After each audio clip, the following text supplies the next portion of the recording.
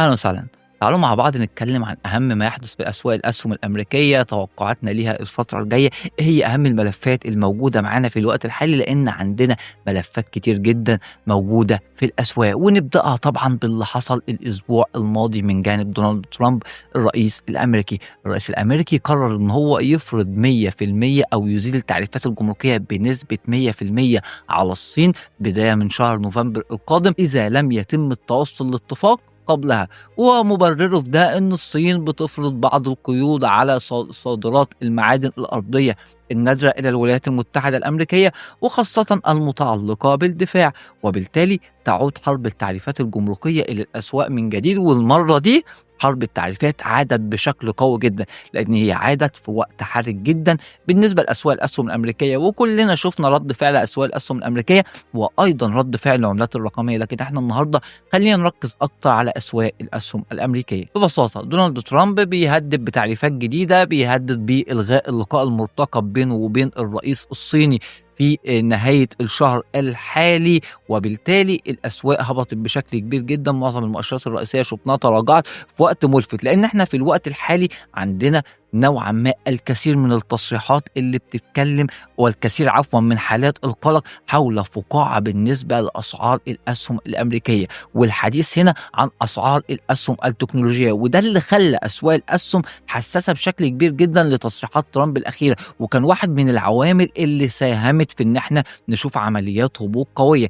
وبالتالي أكثر ما تحتاجه أسواق الأسهم الأمريكية في الوقت الحالي هو حالة الطمأنينة، لأن احنا ما ننساش كمان إن احنا عندنا ملف ثالث وهو ملف الإغلاق الحكومي. حتى الآن العديد من البيانات الأمريكية توقفت عن الصدور منذ 1 أكتوبر الماضي أو منذ بدء الإغلاق الحكومي. المفروض إن احنا كان عندنا سوق العمل الأمريكي لم يصدر، عندنا الأسبوع ده أرقام التضخم الأمريكية، وفي احتمالية كبيرة أنها لن يتم إصدارها. ولو لم تصدر أرقام التضخم الأمريكية هي هتجعل الفيدرالي في حالة من عدم اليقين الكامل. الفيدرالي الأمريكي هيكون مضطر إن هو يتخذ قرار بشأن الفايدة بدون ما يكون عنده أي أرقام اقتصادية، بدون ما يكون عارف التضخم كام ولا عارف سوق العمل الأمريكي في الوقت الحالي كام.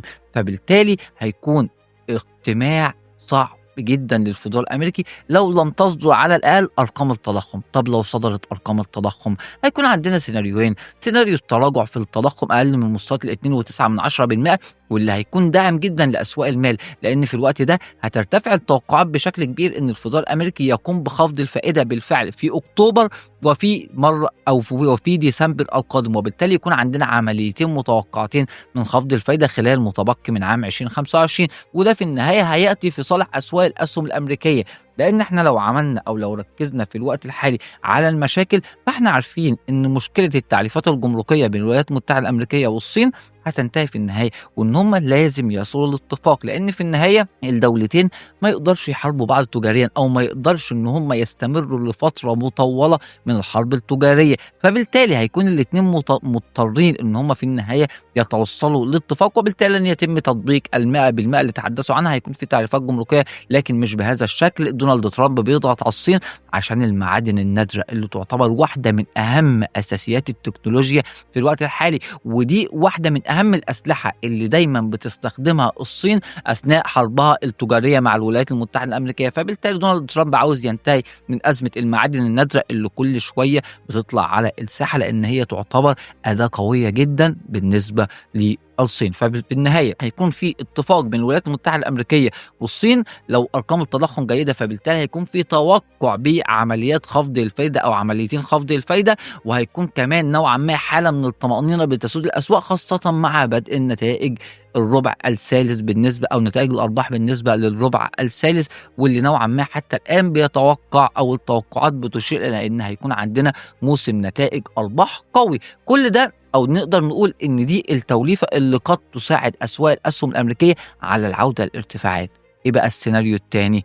هو السيناريو السيء استمرار الإغلاق الحكومي، عدم صدور البيانات الاقتصادية الأمريكية، حالة من عدم اليقين والغموض بالنسبة للفيدرالي تخلّي التوقعات تقل، إن ما يكونش عندنا عمليتين خفض للفائدة خلال الفترات اللي جاية، طبعًا مع استمرار الحرب التجارية بالولايات المتحدة الأمريكية والصين. كل ده قد يؤدي إلى كارثة بالنسبة لأسواق الأسهم الأمريكية، لأن أسواق الأسهم الأمريكية في النهاية في الوضع الحالي مع المؤثرات الاقتصادية الحالية هتكون حساسة جدًا لأي خبر سلبي، وأي خبر سلبي قد يؤدي لتراجعات قوية جدًا. وجهة نظري الشخصية إن السيناريو الإيجابي هيكون هو الأقرب، هيكون عندنا عمليتين خفض، هيكون عندنا نوعًا ما بعض التحسن في التضخم، هيكون عندنا الاقتراب لاتفاق جديد بين الولايات المتحدة الأمريكية والصين، وبالتالي الأيام القادمة أعتقد إن هي قد تكون جيدة بالنسبة للمستثمرين لو تم استمرار التراجع في تكوين مراكز شرائية جديدة من مستويات أفضل، وبالتالي دي أهم السيناريوهات الموجودة معانا. زي ما قلنا أرقام التضخم الأسبوع ده هتكون مهمة جدًا،